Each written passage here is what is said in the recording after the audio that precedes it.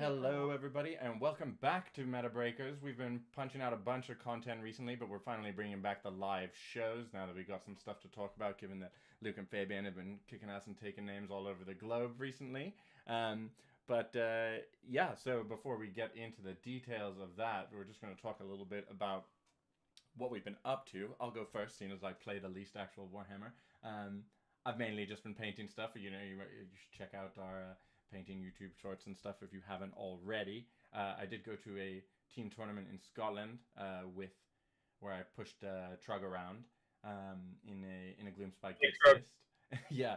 Honestly, if you're thinking about competitive lists, you replace Trug with 6 rock guts, but it was good fun. It was good fun. Anything else? Anything else? Yeah, just go 320 point triumph bid. Yeah, got 4 wins and a draw, so I was pretty pleased with that. Hey Philip, there's talking about good Warhammer players. But yeah, so that's what I've been up to. Luke, what about you? What have you been doing since we last were on this channel together? So I think did we talk about Warhammer World team event? I think we did. Yeah, we had a video. People can find that. I was with Jack and Phil. Right? Yeah, we talked about that. That was the last time we were here, I think. So after that, I've just been just playing online on TTS really. I've not done actual real life team events since Warhammer World. Just TTS, and then it's me mainly Fabian that's going to this. He done a couple of singles, and then we went on this journey. As Philip's in the chat now, with Simon, Fabian, me, Philip, Vlad, and Reinat. We all flew over and met at Belgium and did a team event recently. So yeah, that's what we're going to be getting into. Gaming wise, yeah, it's just mainly been playing Tabletop Simulator. What armies you been playing? A lot. Been playing Lumineth. I used Lumineth at one world, then I changed it up a bit.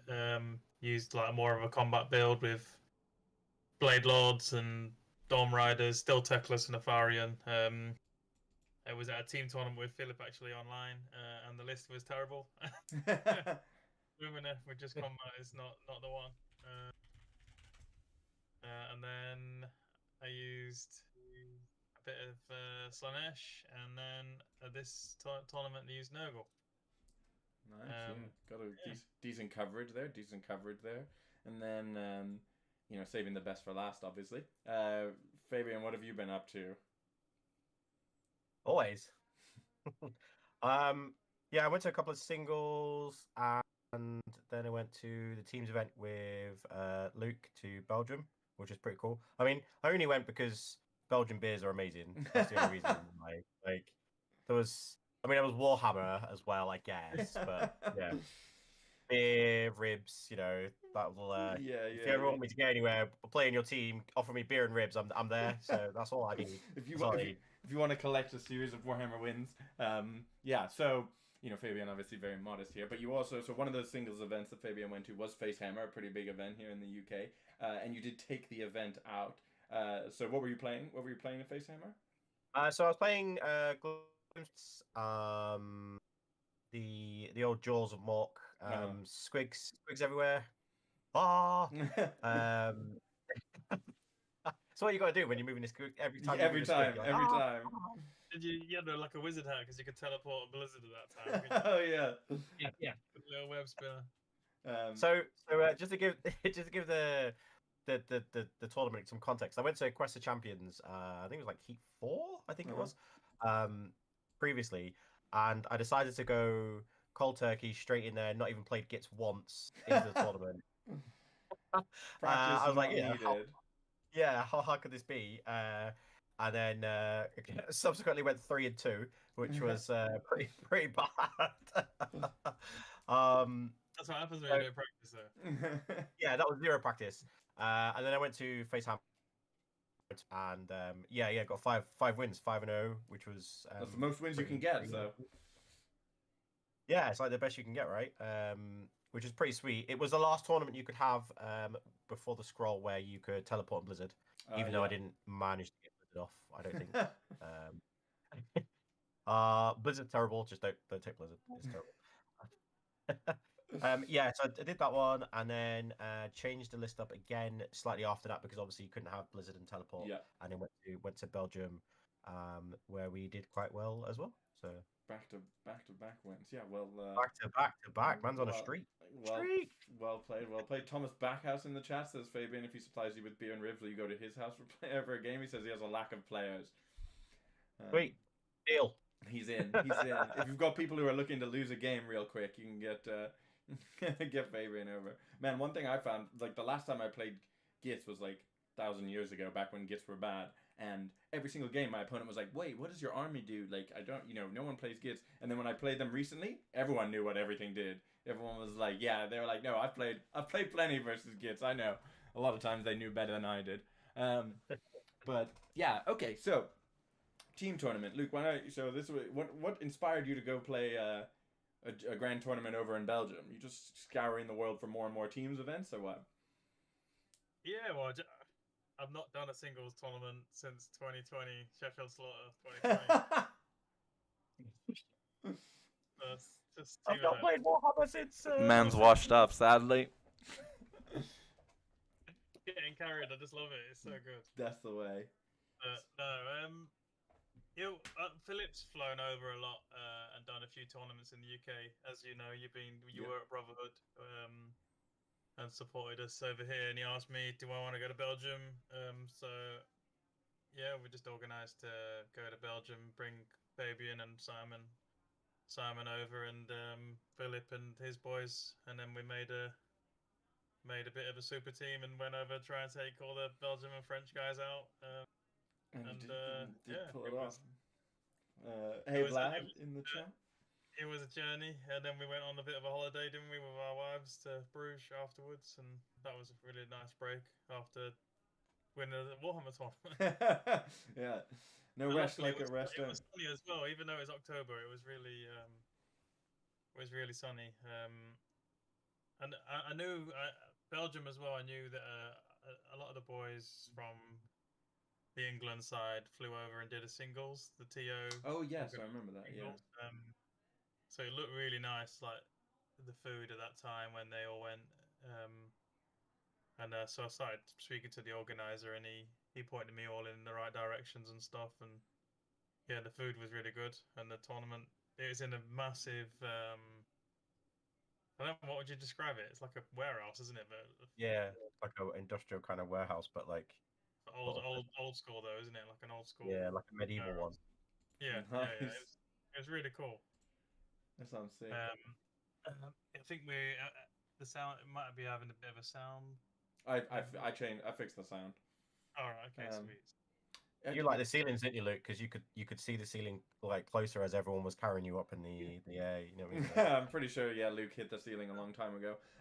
But first time in a long time I've had to carry the whole team. It is. It definitely does seem like team events are on the up and up. It seems like people are sort of gravitating. Because I think sort of when I started playing AOS, team events were very much like there was sort of one a year or something. I felt like they were much more rare, and now it definitely feels like they're catching on as a good fun way of playing Warhammer. I think it is. I think it also accounts for a lot of the game balance, right? Like, it doesn't matter how strong an army is versus another army, because all the teams can bring, everyone can bring gifts if they want. So I think we talked about scoring system as well before, but normally have like a win-loss draw or like a 20-0 system. Yeah. This was a bit of a different scoring system. I've never really seen be used before. So you were rewarded for closer games. So you had to score 5 points or more to get a win. Okay, yeah. It was 0 to 4. It was a draw. So it was. I think that's good. Yeah, I like that. Like, because I've definitely had games that sort of finish 25-24, and you're like, I mean, I think differential scoring helps a lot. You don't sleep at night. You're crying because you're crying. You're like, wait a second. But okay, so in terms of breaking the meta, as it were. So when you were picking your list, right? You were deciding what you were going to bring. What do you think what were you thinking about the meta? What were the strongest armies before you went? And then we can get into what armies you guys actually brought. So it's really it's really hard to adapt to this meta at the moment because it's just so volatile and changing all the time. Absolutely. But Soulblight and OBR were dominating for at least 4 months. Mm-hmm. From Warhammer World, basically. After that, Yeah. OBR and Soulblight have just been the baddies. Because Gits got a bit of a hit, didn't they, with points, and everybody dropped them, even though they were still pretty good. Yeah. And then a battle scroll come like right before the event. So I'm scrambling around trying to change all the lists, speaking to Philip, and making sure all these boys are all ready and good to go. And then Fabian and Simon. Simon was playing Soulblight a lot, doing very well with Soulblight. The only issue with Soulblight is very stressful under the clock. It's very difficult Sure. Yeah. to game. And this event was using chess clock, so I wouldn't recommend using Soulblight in a team event if you are under a clock. It's very difficult to finish all 5 turns. Yeah. So we put him onto Sharks because in the battle scroll, Sharks got exploding 60 to hit. It was a bit of an untested list to take. We didn't know how well it was going to do. We had London GT where Simon used the Sharks. We went 3-2, but he didn't have any practice games before, so Sure. as like Fabian didn't have any practice with the Gits, he kind of just settling in with the list, and then we just settled with that list and took that. Fabian obviously been doing well with the Gits. We changed that around. Basically, you lost Blizzard, but then we added Hoarfrost into it. But Sure. we were pretty comfortable that we could take Gits because it was a good counter to OBR and Soulblight. And So then it was a 6-man. yeah, 6-man. And then I just last minute I wanted to take Luminef, but I don't have any actual competitive armies at the moment. So Tom lent me the Nurgle monsters list. Philip got some models as well, so we kind of like got the models together, and that was another one that was a bit untested because I didn't really have any games with it. So I didn't. Sure. It looked really good on paper because the list was about 100 points over before the scroll, Yeah. and then it just about fits now the scroll. So Yeah, I think that is an interesting thing about when you've had a couple battle scrolls, there are armies playing versus each other now. You know, if you played like, you know, sort of the Gits Worlds list that we saw a lot, or KO list versus, you know, like the Skaven list now, you know, in terms of the old money, you're sort of looking at 2,200 points versus 1,800 points, you know, back in the day, and now, you know, it's no surprise those lists are doing well. Oh, Renat here in the chat, shout out. Yes, so he's been playing KO for a very long time. So even if the scroll nerfed KO, I think he still would have been on KO. Can't stop him. Sometimes it's just best to make sure your player is on an experienced army. Yeah, well, especially KO, right? And then Vlad has been doing very well with Khorne, so we just made sure he stayed on Khorne. It was a bit of more of an unusual list that me and him come up together, and they put a lot of practice games in, so it really showed. It really showed the event. I threw him under the bus a good few times. He still pulled the wins out. That's awesome. It was only really Fabian and Philip that I made sure got the massive greens So the armies you guys had were Khorne, Nurgle, Sharks, Gits. Yeah. And then what were the last two? Khorne, OBR, and last one? You said them all now, yeah? Counting to 6 is very difficult. Yeah, we had Khorne, KO, OBR, Nurgle, Sharks, Git, and Sharks. Yeah, perfect. Well, I don't know No, yeah, awesome. Oh, so, actually, a quick shout out to Ardenef Deacon. Jack took it was very balanced Ardenef list. It didn't have any shots, and he went to a singles this weekend, and he went 4-1. Well played, Jack. And we are meta breakers. He took a meta breakers list. So yeah, he took thralls and everything. Yeah, yeah. I mean, it sounds like the meta is reasonably ripe for breaking at the moment, right? Like, Nurgle is doing well, Khorne is doing well. These lists are up and coming, and you see a lot of Nurgle lists. Some have a bunch of plague bearers. Some, you played the sort of monster mash with the guys on their mounts. So it does sound like, and Khorne obviously has always had like 200 different lists. So yeah, Fabian, what were your thoughts on the meta when you were like at the event? Like what list did like everybody bring? What list did you guys have that no one else brought? Like what was that sort of like when you got there? So I guess the ones that we had that no one else had was probably the Khorne variant, which I was a bit skeptical about it before because everyone was like, "Oh, it's rubbish, it's not very good, whatever." And then people were like, I think they were confident playing against it, and then when you saw it at the table, you're like, "Oh my god, what is this? This is horrendous." Yeah, it's not a Jesus Christ. It's a headache, isn't it, Khorne? When you get to play with 4,000 points every game, it's not fair. Yeah, Vlad was having the best time in his life. Like he was just like, yeah. So that one, probably. What else do we have? I guess not everyone had the Sharks, which was guess was a good was a good one, I think, with the Sharks. Say again? I think we were the only team with the Sharks. Yeah, which was a good counter to Khorne because a lot of teams had Khorne as well. So Khorne doesn't like shooting, which is great. Yeah. And then I guess just off the top of my head, I guess our version of the Gits list as well. Yeah, that was it was one that could go into certain matchups that other people probably were. No one really knows how to properly how to play against it properly. If you see what I mean, like they know how to play against Gits, but this is a bit slightly different. Because you had all the Boingrot Bounders right now, like versus like the World's List, which sort of the last version I know about was 2 blocks of Squigherd, right, who don't fly and all that stuff. Yeah. Whereas this version, well, Phil actually played it. Phil actually played it in LGT, and won it with Gits. And he took the version of list that I was submitting to Belgium. Okay.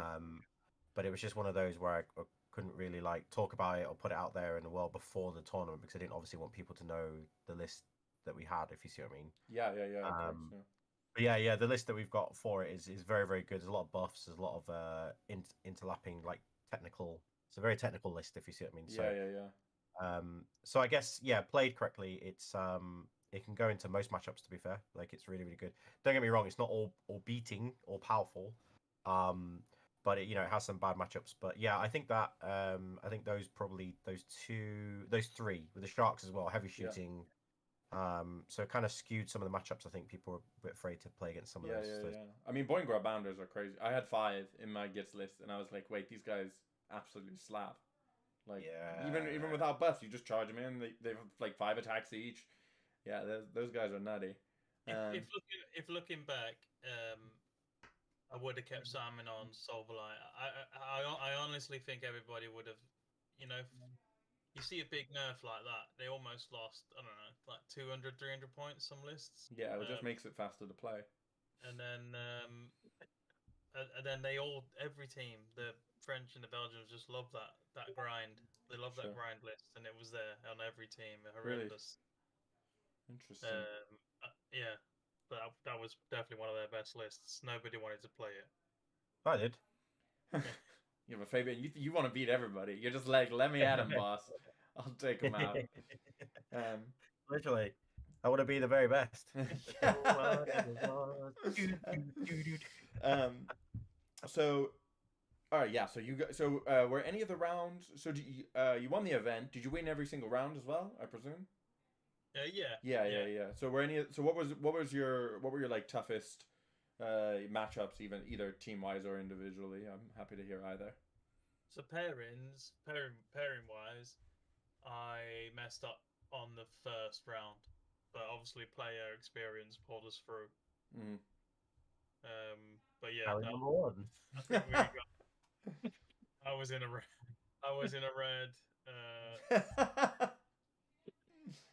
Simon and Vlad. I got Vlad into Soulblight. It's a very bad matchup for Vlad, but he managed to. Vlad had 0 bad matchups. That list is ridiculous.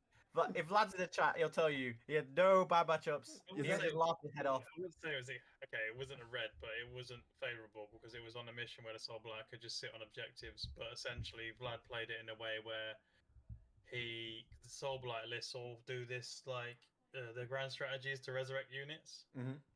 So Vlad played it in a way where Right. he just didn't fight. He just didn't kill any of the units. He just murder lusted 2.9 away, Oh, and And just, yeah. kill any unit, but then won by scoring, getting more battle tactics in his grand strategy. So, Wow, that's the sort of like I think the big thing that I definitely noticed when I played is I was like, look, I used to be good. Now I'm just so unbelievably washed up. I was like, so I still have a little bit of the like, okay, I'm like I should move over here, take this objective, take this fight. I can sort of do that. But the thing I noticed Philip doing it at Brotherhood and just like that, is people who can really identify early on in the game their win condition for the whole game, and really think about the counterplay to their opponent's strategy. So I watched Philip being like, oh, I've set this up so I've denied you. You won't be able to score any battle tactics in the next 2 turns.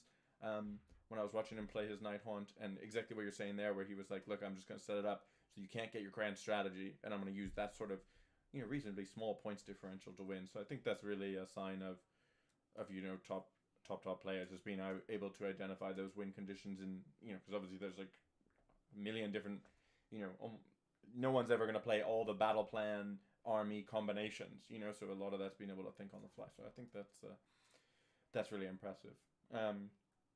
Yeah, okay. So, but yeah, day one was probably the hardest Sure. Warhammer day I've had in a long time.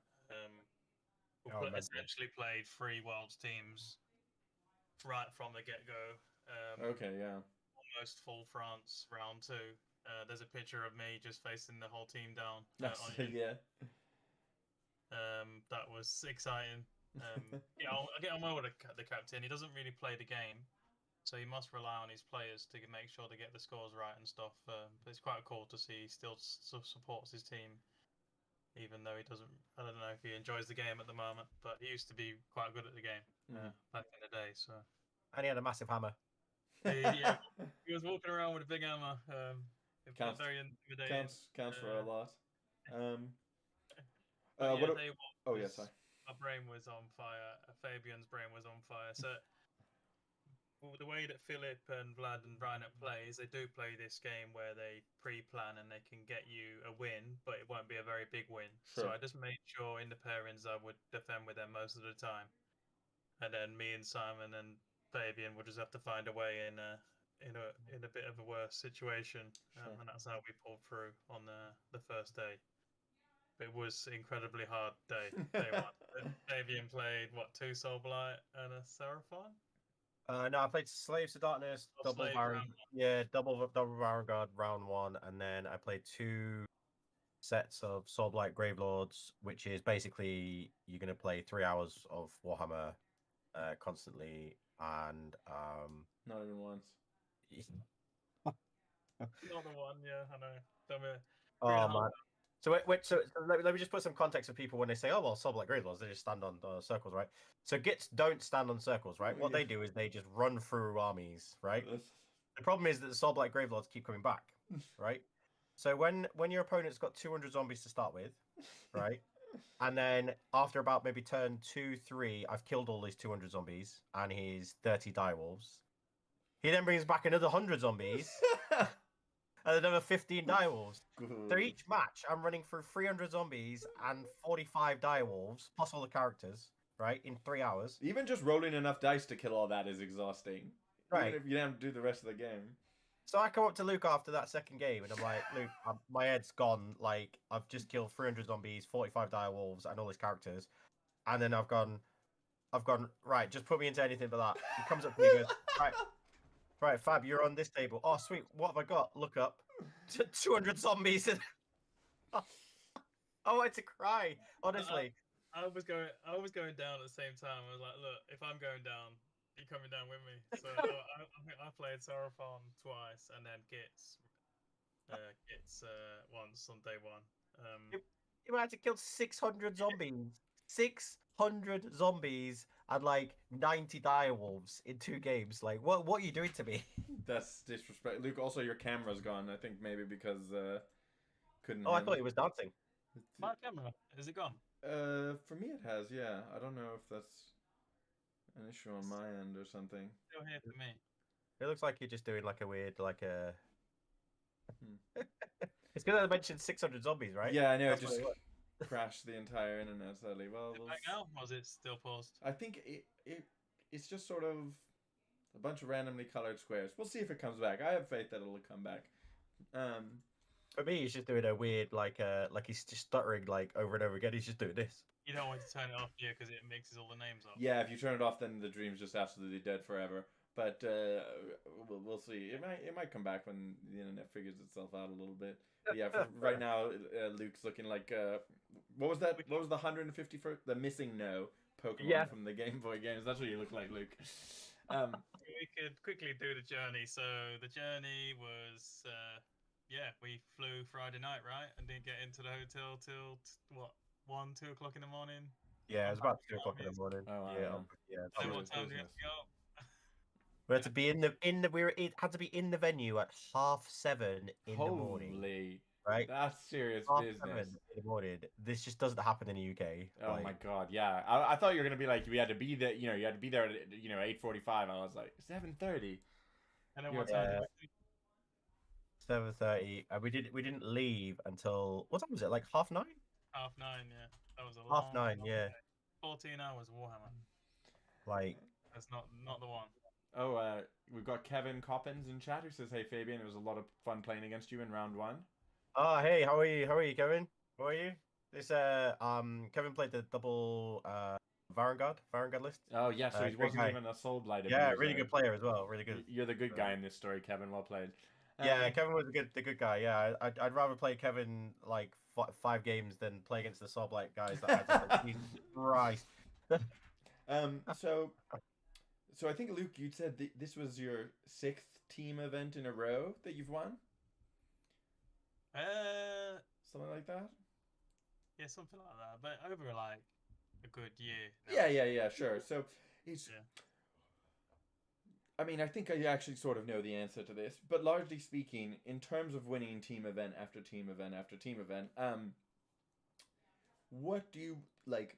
How does it work? Right? I mean, in my mind, I'm like, look, you bring the best players on the best list, right? But if let's say I'm in the chat right now, right, and I'm like, okay, I'm about to get my team together. I'm gonna go to Belgium next year, face Luke's team. I'm gonna beat them. How do you stay on top of like getting 6 good lists? How do you stay on top of the meta so that you can know how to bring 6 good lists? Because I think it often is hard even coming up with one list. So yeah, what do you recommend if I wanted to start my team and go to Belgium GT next year? What would you recommend I do between then and now?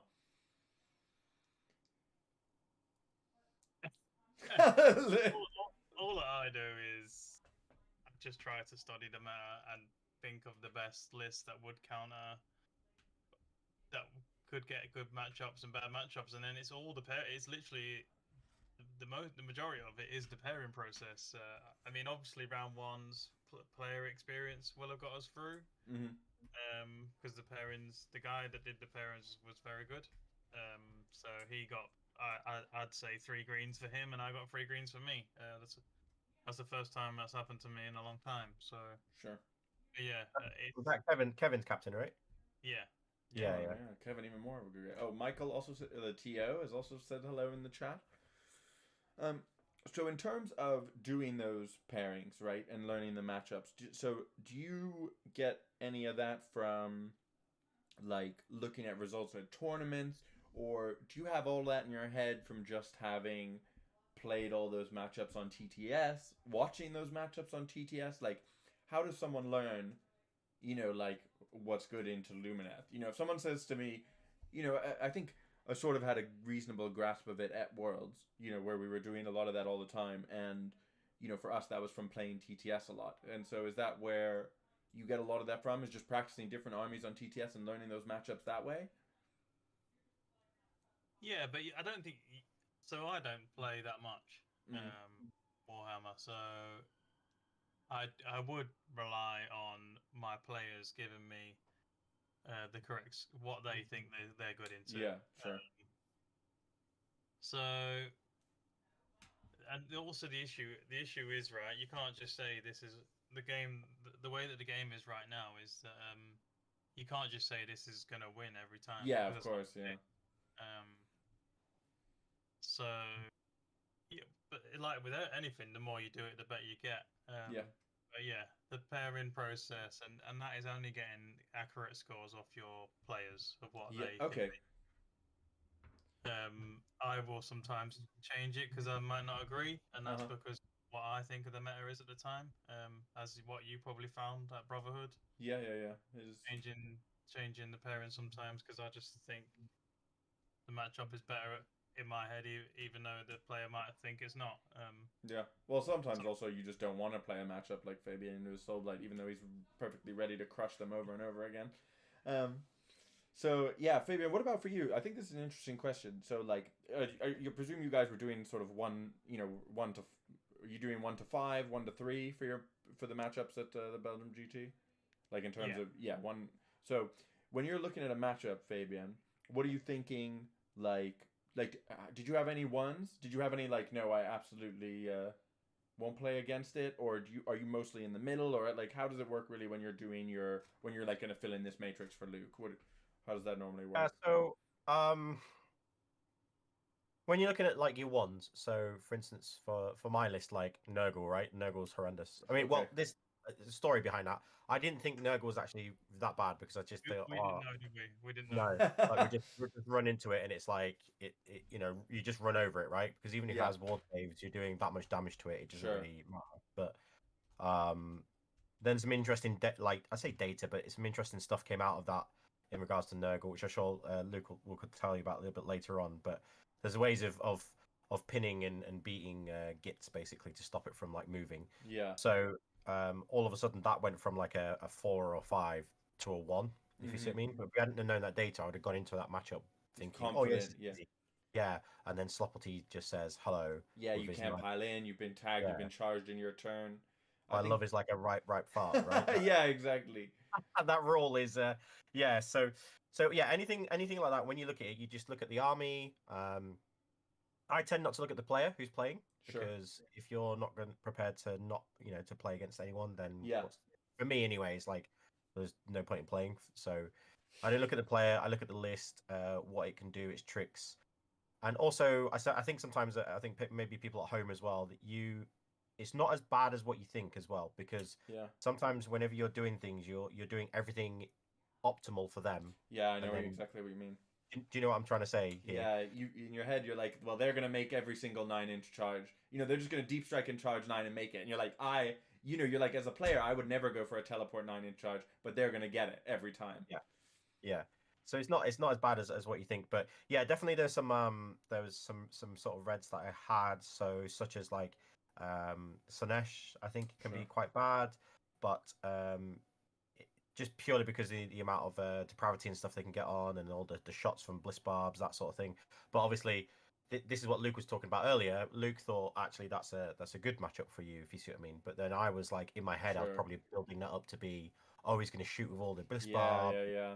His slick blade, his 10 slick blades are going to run into it and do all this, and it looks like, Fabian, the list doesn't even have any slick blades. Where you are? Well, that's definitely. I think that can be actually sort of the flip side of practice. I've had it go both ways, where, I've practiced against someone who had like a weak version of the list or weren't as strong a player.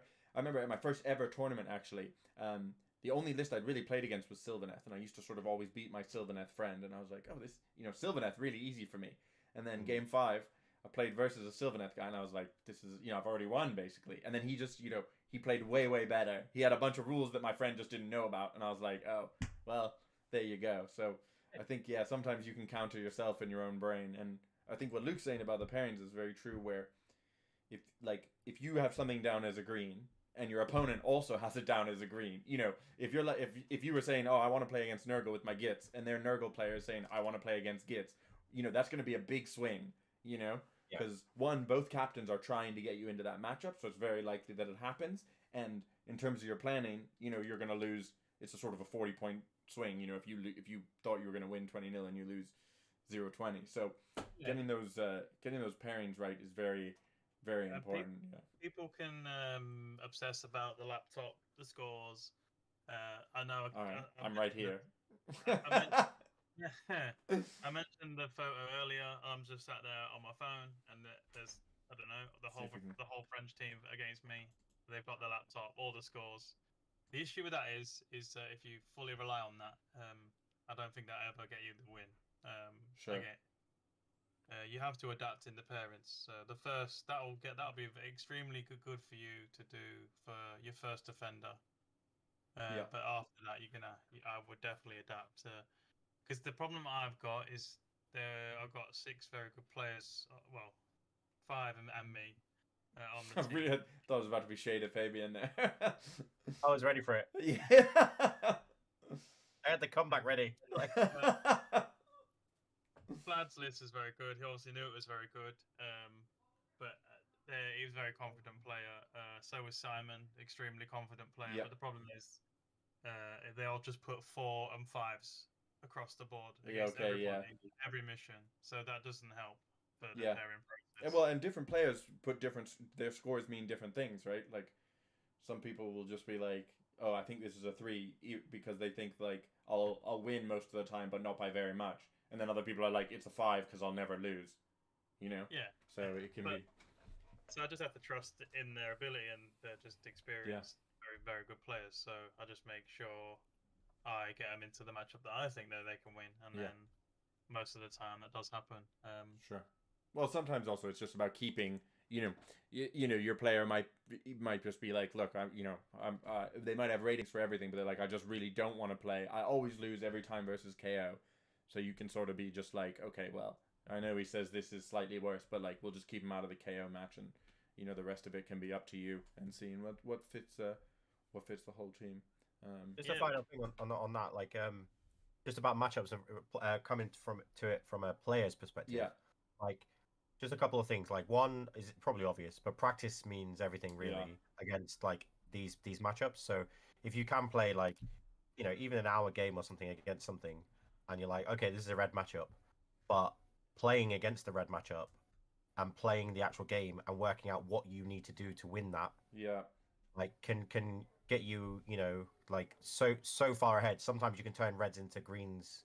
Absolutely, especially if you play more than they have. Played against it, you know what you need to do, and if that opening comes, you can run into it, or you can, you've played it against it like a couple of times, so you can keep that loss really small, and help your team to be like, well, they'll get the wins, so I'll just keep this really small and take a good, like Seraphon or something, away from them, and from the team, and protect it, sort of thing. No, that's very so important. I'd say practice is very important, and also knowing what everything does as well when you're looking at lists will help you do your ratings and matchups and get that the sort of the win, either the win or just like I said, just keeping it close. So as many points as you can. Yeah. From a player perspective, obviously Luke's talking about from pairings and captains. Whatever Luke's talking about. No, I think also a good point that we haven't touched upon yet is looking at the battle plan combinations. I know we had a time at Worlds. We had a KO player who was playing against a list, and he was like, he sort of put the list down as a red, and it was a red for him, and he sort of just put it as a red across the board, and then we just realized in one of the missions, we were like, wait, on this mission, he can deploy out of range or whatever it was, and it was like, okay, and we put him into it, and he was like, yeah, perfect. Once we told him, we were like, look, just, you're on this battle plan, so the ranges aren't like that. He was like, perfect. He was like, cool. So, although this GHB, I do think mission is less important. Yeah, sadly, that is not like it is at Worlds anymore. It's been 6 months. I'm sadly so washed up. It's a lot of missions to just score 1, 2. Yeah. So that's a little bit less relevant now. Yeah, sure. Day 2. Want to go on day 2? Sure. Yeah. What happened on day 2? Talk me through it, Luke. We played played a couple of Belgium teams. I think we finished off. One of the game round 5 was some local, like a local team of like club mates, and then round 4 was a mixture of some Belgium teams and Dutch players. That was a tough round as well, to be fair. I played against Zinch, and what did you play? Seraphon, yeah, which I had down as a 1 or a 2. Luke, cheers. Yeah. I'm afraid And Luke's then- put you into the worst matchup every round, Fabian.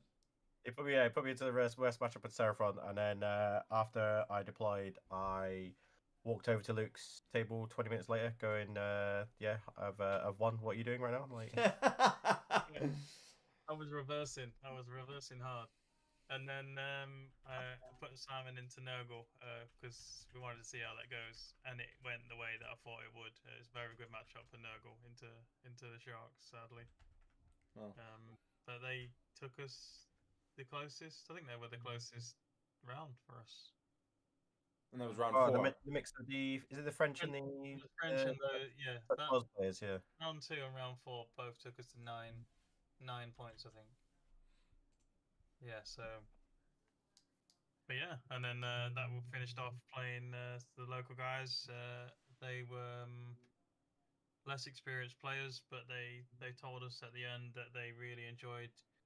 The captain said that all the players on, which I'm proud of, Philip and Vlad and Fabian, they also said that they taught, even though they knew they were on the back foot, everybody tries to teach you on the table, not just tell you what to do, but this is where I think you went wrong, and maybe what you can do better next time. Yeah. And the captain was he come up to me afterwards and give me some dice to give to the players, and was extremely happy that all of his players were happy to play us. So it was really nice. It was really nice to hear that.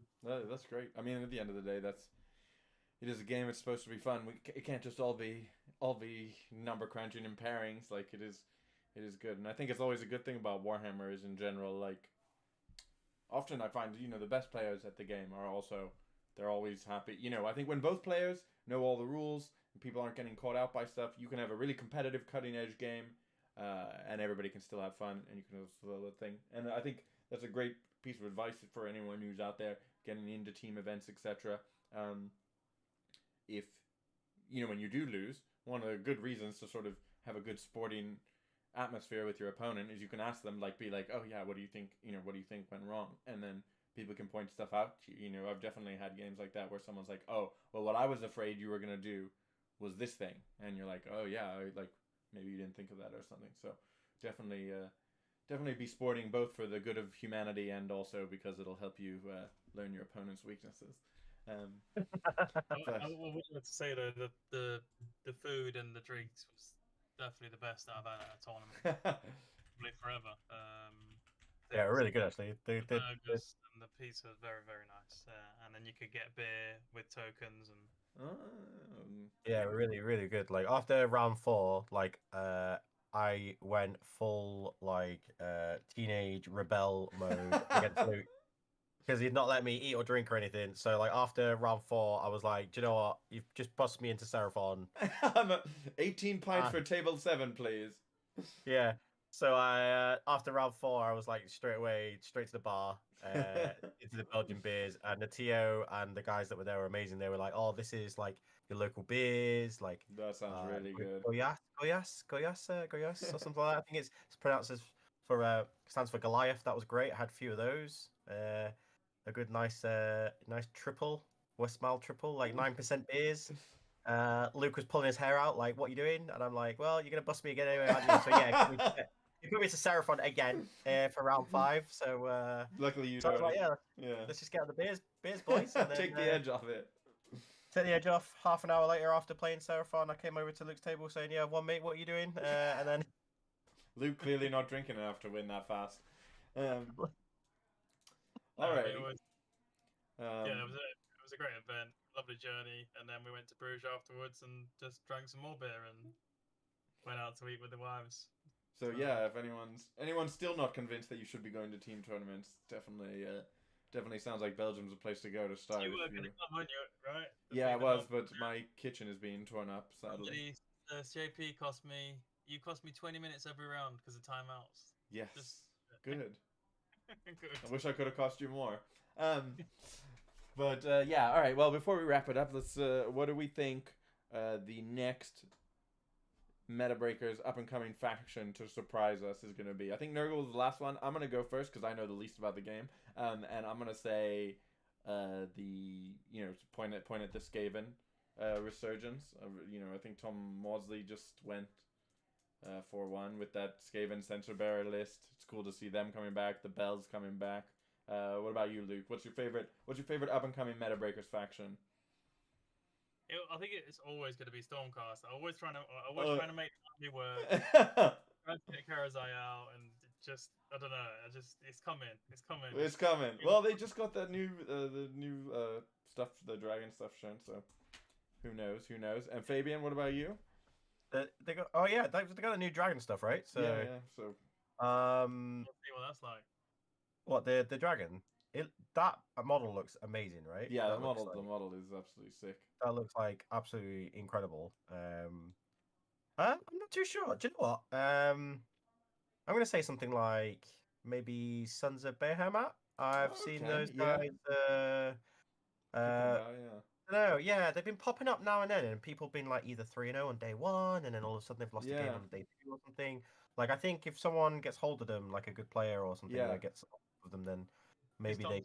Tom's not a good player, so that's fine. Yeah. Well, I think the interesting thing with Sons of Behemoth, right, is like they have quite polarizing matchups, right, where they can really just some games you can just turn up and be like, right, well, I've won. Like like your opponent physically can't do enough damage to beat you. And then they have some games that are the opposite. You know, I've seen games where people play Iron Draws into Gargants and just table them. So I think, as you say, if you get someone who's like, oh, I figured out how to navigate those red matchups to not lose by very much, I can see them being good. I mean, especially in teams, I can see them having a place for sure. And a bonus one is ogres. Ogre tribes. Okay, yeah. I think ogre more tribes might make a little not the Stonehorn version, but the maybe have a look at some shooting or some of those gut boys. I'm always ready for those. I would never be surprised if someone finally just bites the bullet and is like, I went to an event with 45 gluttons or 45 lead belchers or whatever, and they're like, yeah, just took it out. I'm ready. I've always been ready for that. So I like that shout out, Fabian. Alrighty, well, yeah, thanks for talking. When's your next event, JP? How would I know that? Why would I know that? January, I presume. Yeah, I mean, that's probably something I should know. So I mean, clearly from this show, I better start studying now. Although I say that the meta changes every 2 seconds, so probably a night before job. But yeah, that's all the questions I had. Well done, guys, on winning that event. Well done, Fabian, on winning Facehammer as well. Do you guys got anything else to add before we sign off? Yeah. If you just go onto JP's Twitter handle, just look at his bio. I'm gonna change that right now. You got to be quick if you want to see what he's talking about. Yeah, so I'd like to start shout out Michael. He's joined the show, and thanks for running a great event. He's already sent me the dates for the next one, so try and organise that with the missus again and see if we can go again. But if not, thanks for running it this time. It was lovely to come over and meet you all. Yeah. Okay. Well. I'll say a thanks as well, even though I didn't actually go. But it sounds like it was enough fun for a spare thank you. But yeah, that's all from me. Luke, say goodnight. Good night, guys. Fabian? Good night, guys. Catch them all. Yeah, make sure to like and subscribe and all that good stuff. And thank you very much to all our patrons who make all this stuff possible. We'll be back soon. Battle reports, painting videos, you name it, is going to come up. Thanks a lot, everybody. Good night. Good night, guys.